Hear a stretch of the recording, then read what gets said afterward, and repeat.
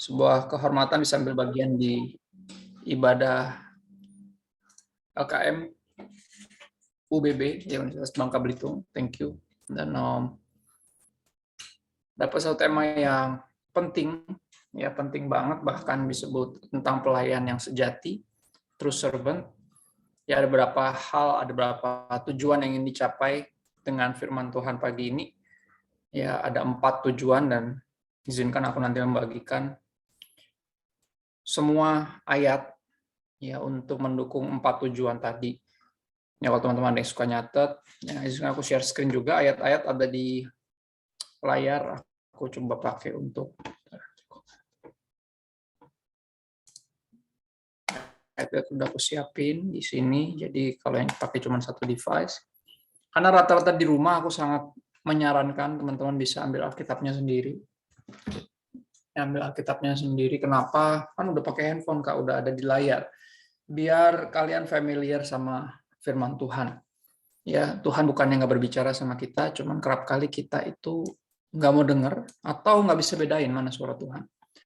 Gimana caranya bedain suara Tuhan, Kak? Gampang. Ya, hidup dalam firman.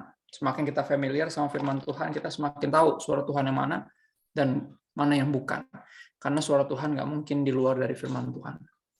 Ya, semakin kita bertumbuh dalam pengenalan akan Tuhan melalui firman-Nya, semakin sering baca kitab suci doa tiap hari, kita akan makin familiar, makin bisa kenalin mana suara Tuhan, mana suara hati kita sendiri, atau yang jelas kita harus bisa bedain mana suara setan ya.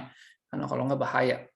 Kita nggak boleh ikutin apa kata hati kita, karena hati kita licik. Ya jelas nggak boleh dengerin apa kata iblis, karena dengerin iblis yang bikin manusia jatuh dalam dosa. Kita harus dengerin apa yang Tuhan bilang. Ya, ada poin pertama, ada goals yang ingin dicapai. Yang pertama adalah memahami konsep pelayanan sesungguhnya. Pelayanan yang sejati itu seperti apa? Ya, arti teladan yang harus dilakukan ketika menjadi pelayan Tuhan. Yohanes 13 ayat 12 sampai 17. Yohanes 13 ayat 12 sampai 17. Dikatakan demikian, ini satu bagian favorit saya ketika ngomongin pelayanan. Ini teladan yang perfect, teladan yang luar biasa, dan yang puji Tuhan kita bisa temukan juga dalam kehidupan hamba-hamba Tuhan sederhana di sekeliling kita ya. Karena ada beberapa hamba-hamba Tuhan yang udah dalam tanda kutip hamba-hamba Tuhan besar, udah nggak melakukan ini lagi sayangnya. Harusnya sampai kapanpun, sebesar apapun kita di bawah hamba Tuhan, setinggi apapun kita mesti ingat kita masih hamba, selamanya tetap hamba. Ya, ayat 12 dari Yohanes 13 dikatakan sesudah ia membasuh kaki mereka. Jadi adegannya teman-teman, kalau gue mau kasih konteks sedikit, murid-murid lagi seperti biasa mereka terlibat dalam perdebatan siapa yang terhebat di antara mereka, siapa yang paling besar. Ya, mereka punya mental begitu, saing-saingan, sebuah mental yang mestinya nggak ada lagi sekarang karena ditegur sama Tuhan Yesus dengan sebuah tindakan yang mengagetkan. Ya, mengagetkan. Bayangin teman-teman lagi adu siapa yang lebih hebat, lagi berusaha menonjolkan diri semua satu sama lain, tiba-tiba yang paling besar di antara mereka, guru dan tuan mereka memutuskan untuk buka jubahnya dia, ya, ambil handuk dan ambil baskom isi air dan mencuci kaki mereka. Bayangin mereka lagi sombong-sombongnya, tiba-tiba Tuhan Yesus melakukan pelayanan yang hebat yang membuat mereka kena mental kalau aku sebut. Karena benar pasti orang langsung menjadi berasa kayak gila, kita ngaco banget nih.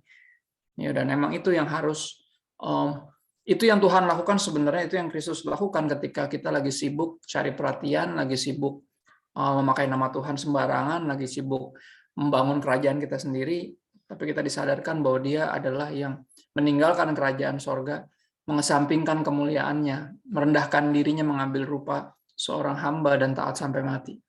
Ya, adalah sebuah shock terapi tentunya buat jiwa kita untuk mengingatkan kita ya bahwa kita ini harusnya melayani seperti Kristus lebih dulu melayani.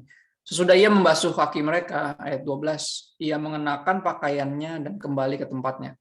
Lalu ia berkata kepada mereka, mengertikah kamu apa yang telah kuperbuat kepadamu? Kamu menyebut aku guru dan Tuhan, dan katamu itu tepat, sebab memang akulah guru dan Tuhan. Yang 14 nih penting. Jadi jikalau aku membasuh kakimu, aku yang adalah Tuhan dan gurumu, maka kamu pun wajib saling membasuh kakimu. Wajib, teman-teman. Ya, wajib saling membasuh kaki, bicara tentang wajib saling melayani. Sebab aku telah memberikan suatu teladan kepada kamu supaya kamu juga berbuat sama seperti yang telah aku perbuat kepadamu. Ya, jadi Yesus memberikan teladan itu. Kita punya teladan yang sempurna, punya panutan yang sempurna. Aku berkata kepadamu, sesungguhnya seorang hamba tidak lebih tinggi dari tuannya, ataupun seorang utusan daripada dia yang mengutusnya. Jikalau kamu tahu semua ini, ya, jangan cuma cukup tahu, maka berbahagialah kamu jika kamu melakukannya. Ya, berkaitan dengan kebenaran firman Tuhan, cukup tahu itu nggak cukup, teman-teman. Kita bukan jadi pendengar firman saja, tapi juga jadi pelaku firman. Dan berbicara tentang konsep pelayanan yang sesungguhnya, arti teladan, ya, menjadi pelayan Tuhan kita bisa temukan secara sempurna dalam diri panutan kita, Yesus Kristus. Ya, dan orang kalau petantang-petenteng di pelayanan harusnya malu. Malu kayak murid-murid kayak gini ya, lagi berusaha, siapa yang terhebat, siapa yang lebih besar di antara kita, siapa yang terutama, siapa yang nanti kalau Tuhan duduk di tengah tahta kita di kanan kirinya, lagi sibuk, lagi ribet, lagi saing-saingan, lagi pamer lagi, aduh hebat tiba-tiba. Ya, guru dan Tuhan memutuskan untuk melayani. Dan biar pengorbanan Kristus di kayu salib selalu jadi pengingat buat kita ya. Ya, menyadarkan kita apa artinya pelayanan yang sesungguhnya. Ya, apa artinya menjadi pelayan Tuhan seperti Kristus. Seperti Kristus. Ya, aku nggak tahu teman-teman pernah melakukan hal ini, membasuh kaki. Itu bukan pekerjaan yang bersih. Itu pekerjaan yang kotor, teman-teman. Kalau di era itu pekerjaan budak yang paling bawah untuk nyuciin kaki orang yang baru datang. Ya, itu pekerjaan budak paling bawah dan Tuhan Yesus memberikan teladan itu. Melayani harus punya mental hati, sikap seperti itu. Ya, sikap dan ini yang kita masuk ke poin berikutnya, teman-teman. Ya, poin berikutnya adalah goal yang mau dicapai adalah untuk sadar dan mau memberikan diri untuk melayani Tuhan lebih sungguh lagi dan memiliki sikap dan karakter seorang pelayan yang benar. Nah, ini sikap karakter seorang pelayan yang benar. Ada 2 ayat perenungan kita di sini. Pertama di Kisah Rasul 17 ya, ayat 24 sampai 25. Ada di sini, semua teman-teman tinggal lihat. Bisa lihat Alkitabnya sendiri tentunya, lebih baik digarisin, ditandain. Ya. Dimulai dengan suatu kebenaran yang indah. Ya. Allah yang telah menjadikan bumi dan segala isinya, ia adalah Tuhan atas langit dan bumi. Pertama, ia tidak diam dalam kuil-kuil buatan tangan manusia. Dia nggak cuma ada di gereja doang, itu maksudnya. Dan dia nggak tinggal di situ. Ya, karena bumi aja nggak cukup untuk menampung dia. Disebut pijakan kakinya, dia terlalu besar untuk ditampung. Ya, apalagi jelas nggak mungkin hanya tinggal dalam kuil-kuil buatan tangan manusia, bangunan gereja 2 tahun sepanjang pandemi, kita disadarkan bahwa gereja itu bukan bangunannya. Gereja bukan organisasinya doang, gereja itu orang-orangnya, Anda dan saya. Ya, harusnya kita udah sadar, udah nggak memberhalakan bangunan gereja lagi. Ya, kita tetap bisa kebaktian walaupun online, Tuhan tetap hadir walaupun kita nggak di gereja. Ya, karena Tuhan tidak terbatas ruang dan waktu, teman-teman. Ini yang pertama. Dia yang adalah Tuhan atas langit dan bumi, tidak diam dalam kuil-kuil buatan tangan manusia.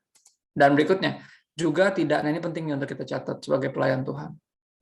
Dia juga tidak dilayani oleh tangan manusia seolah ia kekurangan apa-apa. Oke, artinya sederhana, Tuhan nggak butuh bantuan kita. Jadi nggak usah berasa. Ya, nggak usah sok penting. Ya, karena dialah yang memberikan hidup dan nafas dan segala sesuatu kepada semua orang. Tuhan nggak kekurangan apapun, justru dari dia kita memperoleh semuanya, kita dipercayakan banyak hal yang sekarang bisa kita nikmati. Harusnya kita manfaatkan dengan baik, bukan salah gunakan. Kita manfaatkan untuk memuliakan Tuhan, bukan menyalahgunakan demi kepentingan kita sendiri. Ingat, Tuhan tidak perlu bantuan, dia tidak dilayani oleh tangan manusia seolah dia kekurangan apa-apa. Ya, harus sadar dulu. Bukan Tuhan yang perlu kita yang perlu dia. Dari situ bahwa seorang akan memberikan dirinya untuk melayani Tuhan lebih sungguh. Kalau enggak, dia akan berpikir Tuhan perlu dia. Jadi tengil. Bahasanya tengil tuh sombong. Berasa penting, sok penting. Kalau nggak ada gue nggak jalan nih kebaktian. Yang gitu-gitu mental kayak gitu udah mesti minggir. Ya, Tuhan nggak butuh bantuan kita. Dia nggak dilayani oleh tangan manusia seolah ya kekurangan apa-apa. Ya. Mental ini harus disadari, teman-teman. Ya, Tuhan tidak butuh bantuan, itu nomor satu. Yang kedua, ada di Lukas 17 ayat 7 sampai 10. Di bawah judul Tuan dan hamba. Ini mental kedua yang harus dimiliki. Di poin kedua ini, di goal yang kedua. Sadar memberikan diri melayani Tuhan dan lebih sungguh memiliki karakter dan sikap seorang pelayan yang benar, tahu diri namanya. Ya, humility, kerendahan hati, artinya tahu diri. Bukan percaya diri, kelewatan, bukan rendah diri. Terlalu rendah, kebawahan, terlalu bawah. Tapi tahu diri. Ya, percaya diri atau sombong sama rendah diri atau minder itu sebenarnya sama. Yang satu bedanya cuma yang satu terlalu tinggi, yang satu terlalu rendah. Dua-duanya sama, dua-duanya terlalu mikirin dirinya sendiri. Yang satu terlalu tinggi mikirin dirinya, yang satu terlalu rendah mikirin dirinya. Dua-duanya terlalu mikirin dirinya, sedangkan pelayan nggak mikirin dirinya. Hamba Tuhan nggak mikirin dirinya sendiri. Orang Kristen juga mestinya nggak mikirin dirinya sendiri. Karena nggak ada orang Kristen yang bukan hamba Tuhan. Nggak ada. Kristus adalah Tuhan, kalau gitu kita hambanya. Benar nggak? Ya dong, bukan cuma orang-orang tertentu doang, yang pendeta aja gitu ya, yang sekolah teologi aja. Yang ambil jurusan yang lain, yang kuliahnya nggak kuliah teologi, berarti bukan hamba Tuhan. Enggak. Semuanya hamba Tuhan. Ya, yang memanggil Kristus sebagai Tuhan, Lord Jesus. Lord Jesus artinya Master. Tuhan, Yesus Tuhan. Yang memanggil Kristus sebagai Lord adalah hamba-hambanya. Ya, mentalnya harus apa? Kayak gini, ayat 7-10. Siapa di antara kamu yang mempunyai seorang hamba yang membajak atau mengembalakan ternak baginya, akan berkata kepada hamba itu setelah ia pulang dari ladang, mari segera makan. Ada nggak yang ngomong gitu? Bukankah sebaliknya ia akan berkata kepada hamba itu, sediakanlah makananku. Ikatlah pinggangmu dan layanilah aku sampai selesai aku makan dan minum. Dan sesudah itu engkau boleh makan dan minum. Ya, yang benar kan ini. Yang kedua, ada nggak yang langsung bilang thank you? Nggak ada. Langsung suruh layani dulu, belum selesai. Kerjaan belum beres. Adakah ia berterima kasih kepada hamba itu karena hamba itu telah melakukan apa yang ditugaskan kepadanya? Enggak. Kenapa? Tuhan nggak perlu kita. Dia nggak butuh bantuan kita. Apakah dia perlu bilang thank you sama kita? Enggak. Demikian jugalah kamu. Apabila kamu telah melakukan segala sesuatu yang ditugaskan kepadamu, hendaklah kamu berkata, ini dia mentalnya harus dimiliki dengan benar. Paradigmanya harus beres. Kami adalah hamba-hamba yang tidak berguna. Kami hanya melakukan apa yang harus kami lakukan. Ya. Sadar bahwa bukan Tuhan yang perlu kita yang perlu dia. Sadar bahwa dia Tuhan dan kita hambanya. Kalau kita hamba, kita harus melayani terus umur hidup kita. Nggak mikirin kayak gue kalau pelayanan dapat apa sih Kak? Nggak mikirin ke sana. Kalau masih ke situ paradigmanya masih gesrek otaknya. Masih ngaco. Dan gak usah dikasih pelayanan yang kayak gini. Masih nggak jelas, makanya ngacak-ngacak di pelayanan. Berasa sok pinter, datang sengaja telat, biar orang pada panik. Bertingkah, karena ngerasa diperluin. Yang kayak gini-gini udah mesti minggir. Ya, nggak punya rasa takut akan Tuhan yang kayak gini mesti minggir. Berasa penting. Nggak, kita adalah hamba-hamba yang tidak berguna. Teman-teman, kita hanya melakukan yang harus kita lakukan. Ya, kenapa Tuhan tidak dilayani oleh tangan manusia? Dia nggak kekurangan apa-apa. Dia nggak butuh bantuan kita. Ya, adalah sebuah kemestian bagi kita untuk melayani Tuhan. Dan di sini, ini dia. Ini sikap dan karakter pelayan yang benar. Ini yang membuat seorang memberi diri untuk melayani Tuhan lebih sungguh. Ya, menyadari juga, selain ini adalah sebuah kewajiban, tapi ini juga adalah sebuah kehormatan. Ini kan adalah sebuah kehormatan untuk bisa melayani Tuhan, Raja segala raja.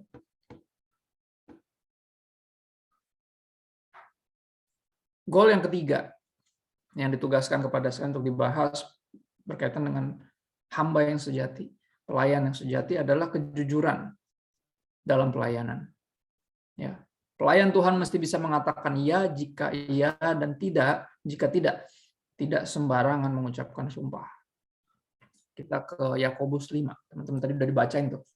Cukup panjang. Sama yang baru balik dari WC tadi kan. Baca ternyata lagi di WC. Ya. Alright. Yakobus 5, aku nggak akan baca semua ayat. Aku hanya baca ayat 12, terus 15 sama 16 karena intinya ada di situ. Walaupun dia tentunya pembacaan lengkapnya tadi sudah dibacakan sama saudara kita. Tetapi yang terutama, saudara-saudara, janganlah kamu bersumpah demi sorga maupun demi bumi atau demi sesuatu yang lain. Jika iya, hendaklah kamu katakan ya. Jika tidak, hendaklah kamu katakan tidak, supaya kamu jangan kena hukuman. Ya, kita langsung loncat ke ayat 15. Dalam pelayanan, kejujuran akan termanifestasi jadi seperti ini. Doa yang lahir dari iman akan menyelamatkan orang sakit itu dan Tuhan akan membangunkan dia. Dan jika ia telah berbuat dosa, maka dosanya itu akan diampuni. Ingat, kita ini nggak ada yang sempurna. Di antara semua pelayan, kita harus tahu semua kita ini orang sakit. Ya, semua orang kita ini mestinya binasa semuanya.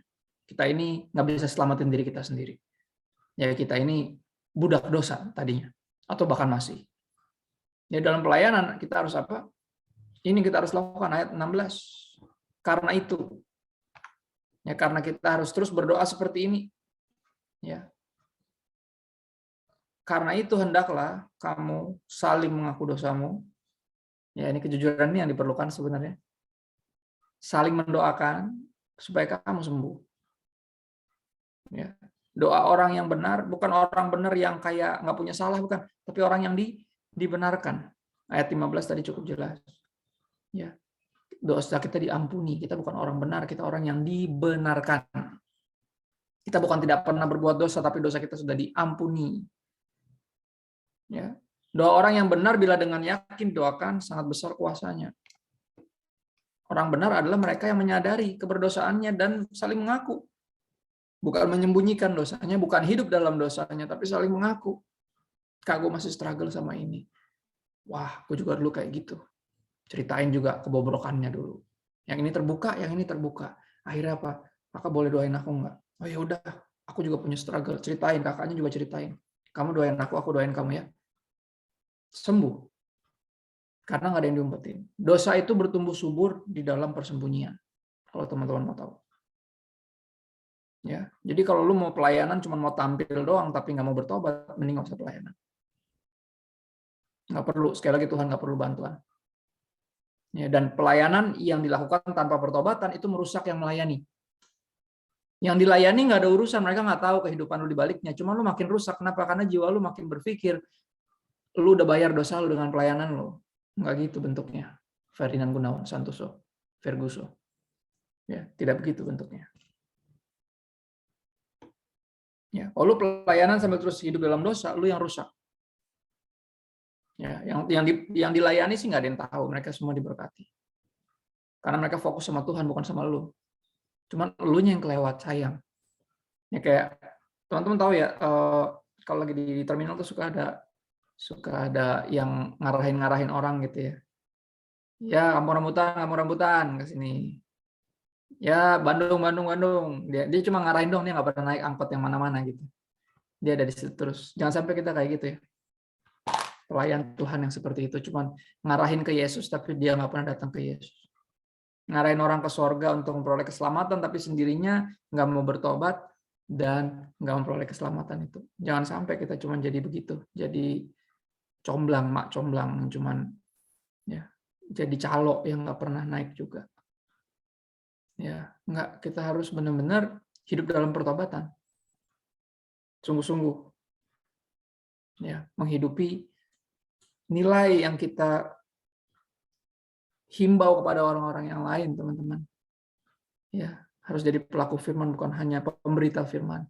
Apalagi cuma pendengar aja. Yang cukup tahu. Teman-teman, cukup tahu itu nggak cukup tahu itu nggak cukup. Ya, kejujuran ini yang diperluin sebenarnya, bukan yang lain-lain. Ya, ngaku, kasih tahu gitu. Jangan gue dulu deh, Kak, gue habis gini. Loh, gue berhenti pelayanan dulu, Kak. Loh, kenapa? Ya, gue masih hidup dalam dosa nih, Kak. Gue berhenti pelayanan dulu. Gue bilang lah, kenapa pelayanan yang dihentikan? Kenapa nggak dosanya yang dihentikan? Pelayanannya dilanjutin. Ini orang suka aneh kan? Banyak banget yang datang ke gue gini, Kak, gue masih hidup dalam dosa nih, apa gue berhenti pelayanan dulu ya? Gue bilang, gimana nggak lu berhenti dosanya aja terus lanjutin pelayanannya? Kenapa yang bagus lu berhentiin, yang jelek lu lanjutin? Ya kan? Entah apa yang merasukimu. Benar nggak? Entah apa yang merasukimu. Benar. Aneh kan? Yang jeleknya dilanjutin, malah dibelain lagi. Yang bagus diberhentiin, yang gesrek siapa, bener nggak? Dosanya lu berhentiin, pelayanan lu lanjutin, malah mau berhenti pelayanan. Aneh. Enggak lah. Terus lu nunggu sempurna dulu gitu baru pelayanan. Yang enggak. Kita ini disempurnakan, teman-teman, asal aku mau bertobat. Ya, semua orang kudus, orang suci punya masa lalu. Dan semua pendosa yang bertobat. Catat kata yang bertobat, karena itu kata yang nggak ada dari pepatah yang sering gue denger nih. Dari Oscar Wilde. Oscar Wilde bilang, every saint has a past. Semua orang kudus, orang suci pasti punya masa lalu. Semua hamba Tuhan punya masa lalu. But every sinner, kata dia, semua pendosa punya masa depan. Enggak. Pendosa nggak punya masa depan. Kalau ada masa depan suram, madesu. Pendosa yang bertobat yang punya masa depan.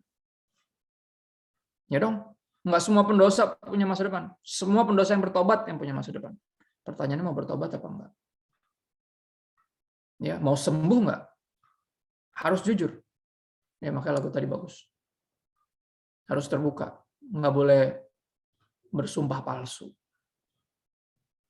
Ya, kalau masih hidup dalam dosa, ngaku. Dan bertobat bukan cuma ngaku doang, terus ngeluh. Ya gimana dong Kak? Kan Tuhan Yesus yang bilang, roh penurut tapi daging lemah. Alah, itu lagi ayatnya. Enggak, roh penurut tapi daging lemah, ayat lengkapnya apa? Karena itu Pak, berjaga-jagalah dalam doa. Teman-teman, roh penurut tapi daging lemah bukan alasan untuk hidup dalam dosa, tapi alasan untuk mulai hidup, membangun kehidupan doa. Doa sama dosa beda satu huruf, tapi beda jauh. Kayak jodoh sama bodoh, beda jauh. Ini berapa dari lu, ini jodoh gue Kak, enggak, bodoh itu. Kalau dia jauhin lu dari Tuhan tuh bodoh, putusin, cari yang lain. Ini kalau lu makin susah hidup kudus gara-gara pacaran, berhenti pacaran.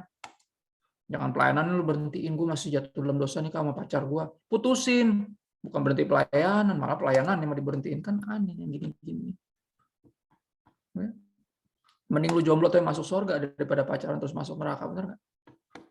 Ya dong, kalau pacaran yang nggak ada juntrungannya begitu. Ya nggak? Bahkan Yesus pernah ngomong yang ekstrim, mending orang nggak punya tangan cuma satu, tangan satunya dipotong karena dia bikin dosa terus.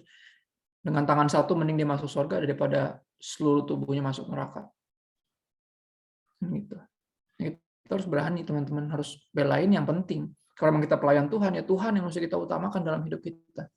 Jangan cuma nyanyi, yang terutama di dalam hidup ini. Yaelah, nyanyinya doang begitu. Terus tambahin vibra biar surga percaya gitu. Meninggikan Yesus. Pakai vibra emang surga bisa ditipu. Udah tahu dia. Ya, tobat makanya ya. Bertobat karena Tuhan tahu semua, teman-teman. Lu bisa bohongin teman lu. Lu bisa bahkan bohongin diri lu sendiri, tapi Tuhan tahu. Nah, kita ini melayani Tuhan loh. Bukan melayani manusia. Ya, kejujuran sangat penting.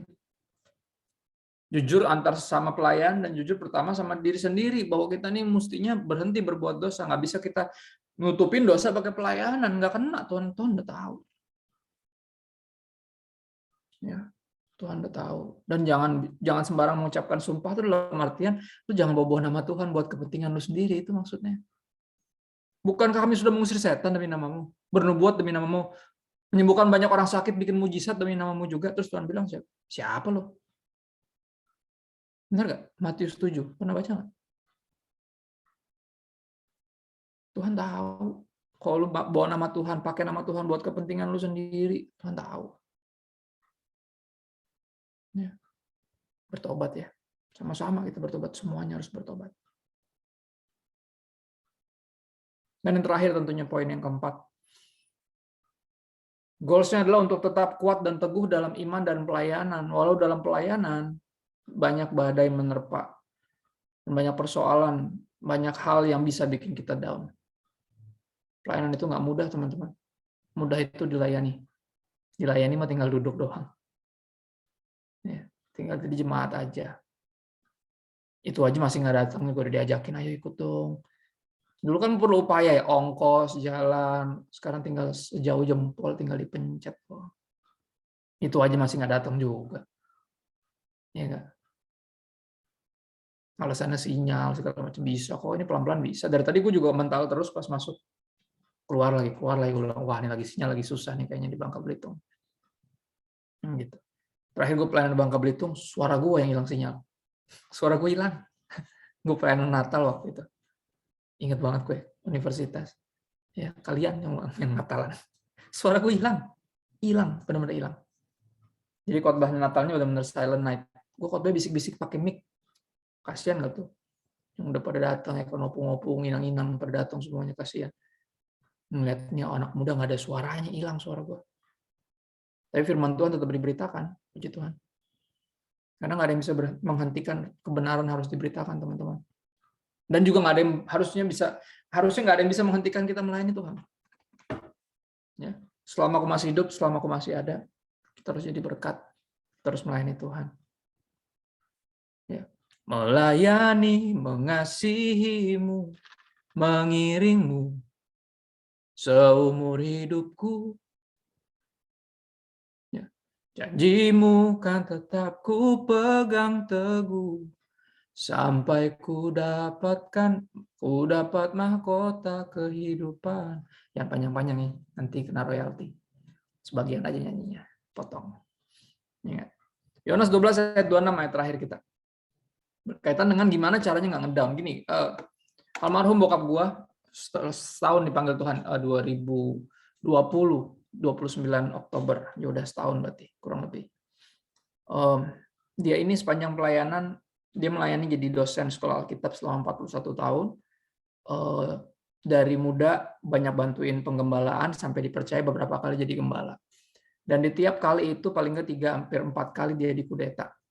Disingkirkan dari jadi gembala, digantiin orang lain dengan cara-cara tidak terpuji. Sebagai anak nomor 1, gue paling ngerti yang udah biasa dizolimi. Udah biasa. Karena itu dunia pelayanan seperti itu, kejamnya memang. Nah, kalau dunia bisnis masih bisa dipahami karena bisnis emang kejam, tapi kalau pelayanan lebih kejam lagi. Kenapa? Karena bawa-bawa nama Tuhan. Itu yang bikin gue enak. Makanya gue nggak mau jadi pendeta. Makanya gue kuliah di DKV, Desain Komunikasi Visual di Universitas Pendidikan Harapan. Gue nggak mau jadi pendeta. Kenapa? Karena pendeta dijahatin nggak boleh balas soalnya. Kalau gue bisnismen, gue tinggal sewa preman. Ya kan, tinggal nama tuh orang, bener nggak? Cuman akhirnya Tuhan ngebentuk hati gue, karena ini bukan masalah pendeta atau bukan. Ini masalahnya kita ini Kristen mestinya hamba Tuhan. Pembalasan itu hak Tuhan. Bagian kita ini melepaskan pengampunan. Bagian kita ini berdoa, Bapa ampuni dia, karena dia tahu apa yang dia perbuat. Itu yang bikin sebel, dia tahu masalahnya. Cuman ya udah, ampuni dia deh tetap. Gitu. Ya, gue nanya sama bokap kenapa masih pelayanan. Di kali ketiga dia dikudeta, di sepanjang pelayanannya gue bilang, Pak, nggak kapok-kapok ya, aku bilang. Ngapain masih melayani kalau kayak gini? Ya aku aja ngeliat papa sakit, papa yang dijahatin orang kok bisa antang-antang gitu loh. Rahasianya apa sih bisa kuat gitu? Kenapa sih masih pelayanan? Dan dia jawabnya cuma satu doang. Dia jawabnya ini. Dengan satu kalimat, sukacita surga. Dia bilang itu alasan dia melayani dan tetap kuat di momen-momen paling berat sekalipun. Sukacita surga. Terus gue kepikiran langsung lagu itu dong. Tenenenet. Gitu. Terima sukacita surga. Gue nggak ngerti maksudnya apaan. Gue bilang, sukacita surga. Terus dia nanya, alasan surga bersorak-sorai di Alkitab cuma satu, dia bilang. Terus gue jadi ingat, oh ya, ketika ada satu orang berdosa bertobat, seluruh surga bersorak-sorai. Nah, itu tuh kamu tahu, kata Papa. Jadi bokap gue melayani buat jiwa. Bahkan cuma buat satu jiwa.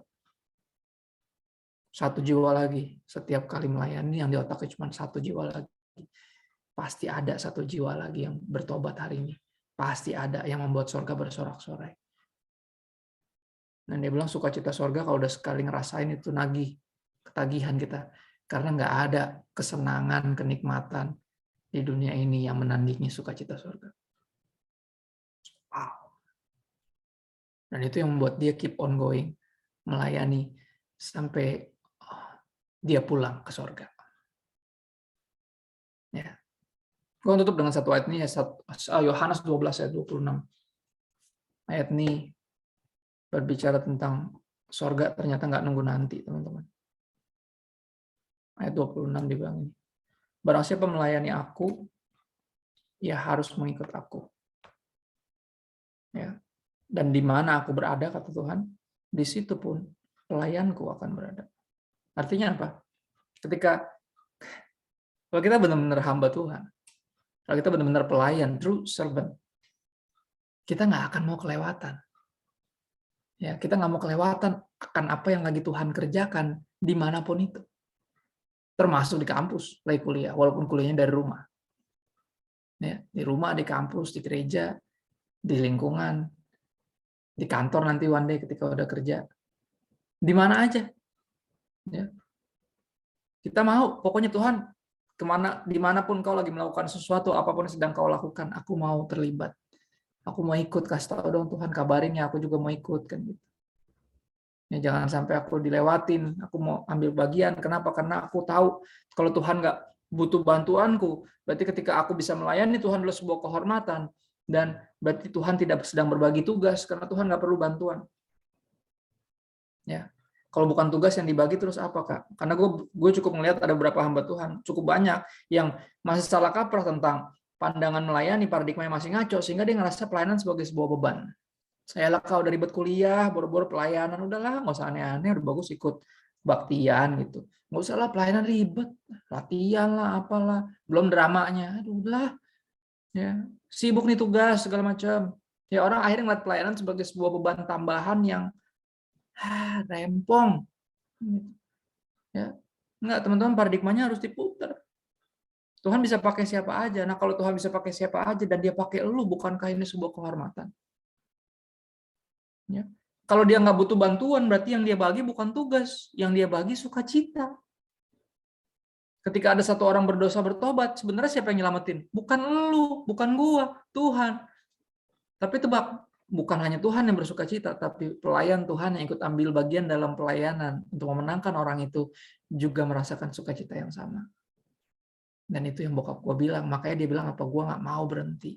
Nggak ada satu manusia pun yang bisa menghentikan saya melayani Tuhan. Nggak ada hal apapun di dunia ini yang bisa membuat saya menghentikan saya melayani Tuhan. Sukacita sorga, that keeps me going. Ya. Itu yang membuat kita pengen berada dimanapun Tuhan kita berada. Karena dia juga rindunya itu. Teman-teman, benar nggak? Yohanes 14 bicara tentang rumah Bapa. Terus Tuhan Yesus sempat bilang gini kan, aku pergi ke sana nyiapin tempat buat kamu. Kalau tempatnya udah siap, aku akan datang lagi untuk jemput kamu. Supaya di tempat di mana aku berada, di situ kamu pun berada. Itu bicara tentang sorga. Tapi ternyata sorga nggak nunggu nanti. Karena Yohanes 12 ayat 26 bicara tentang sekarang. Di tempat ini, di sini. Di tengah-tengah dalam persekutuan lo. Ya, di Universitas Bangka Belitung mulai kuliah. Di tengah keluarga lo di rumah. Di tengah lingkungan lo, tempat lo berdomisili. Jadi gereja lo melayani, dimanapun lo berada. Ya, Tuhan lagi mengerjakan sesuatu di situ, makanya lo ada di situ. Lo harusnya nggak mau kelewatan kesempatan untuk bisa merasakan sukacita surga. Ya, jadi nggak perlu tuh dipaksa-paksa pelayanan, nggak perlu dikondisikan, dijebak, nggak perlu. Semuanya harus berlomba melayani Tuhan.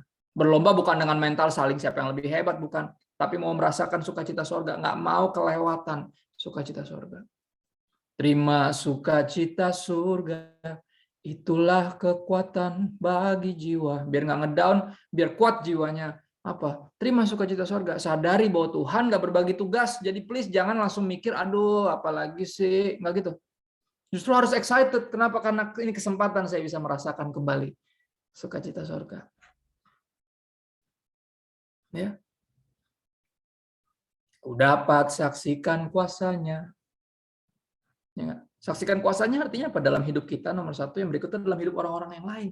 Kita ngeliat dalam pelayanan kita, Tuhan pakai kita sehingga Tuhan nyelamatin orang-orang melalui kita. Bingung, orang biasa yang nggak sekolah Alkitab.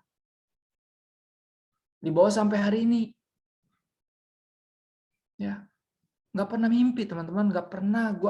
Sepanjang gue main sosial media, satu hal yang gue nggak pernah lakukan, gue nggak pernah minta fallback, nggak pernah. Karena gue nggak pernah terlalu mikirin berapa banyak follower gue. Yang gue pikirin adalah segini banyak orang, mau gue bawa ke siapa nih mereka nih? Gimana caranya bawa mereka kepada Yesus? Ya, itu yang gue pikirin. Sukacita sorga, itu yang gue cari. Dan itu yang bisa bikin kita apa? Melewati berbagai badai, persoalan. Yang nggak ada yang bisa bikin kita down. Kita tetap kuat dan teguh dalam iman dan pelayanan. Itu aja sih yang aku mau bagiin teman-teman. Ya, mudah-mudahan sederhana. Barang siapa melayani aku, ia akan dihormati Bapa. Ya, itu sih paling. Thank you.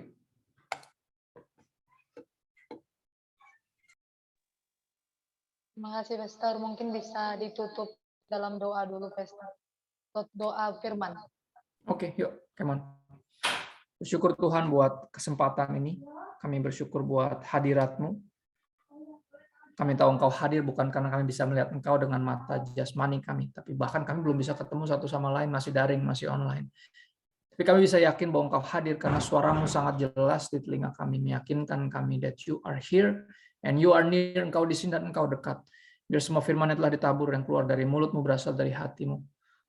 Tidak jatuh di sembarang tempat, tapi jatuh di tanah hati yang tepat sehingga bisa bertumbuh dan berbuah apapun musimnya, bahkan di tengah pandemi. Roh Kudus bantu kami. Tetap berbicara bahkan ketika hamba-Mu sudah berhenti berbicara, dan mampukan kami jadi pelaku firman bukan hanya pendengar saja. Sadarkan kami terus bahwa kami memerlukan Engkau, bukan Engkau yang perlu kami. Sadarkan kami bahwa Engkau tidak butuh bantuan kami, sehingga bukan tugas yang Kau bagi, tapi sukacita. Sadarkan kami bahwa kalau kami nggak melayani Tuhan, kami yang rugi sendiri. Sadarkan kami bahwa pelayanan adalah sebuah kehormatan, sebuah anugerah, sebuah kesempatan indah untuk bisa merasakan isi hati Tuhan. Memiliki hatinya Tuhan, dan semakin diubahkan menjadi seperti Kristus. Sekali lagi Roh Kudus bantu kami untuk jadi pelaku firman. Dalam nama Yesus kami minta bantuan Roh Kudus kepada Bapa yang baik. Amin. God bless. Thank you.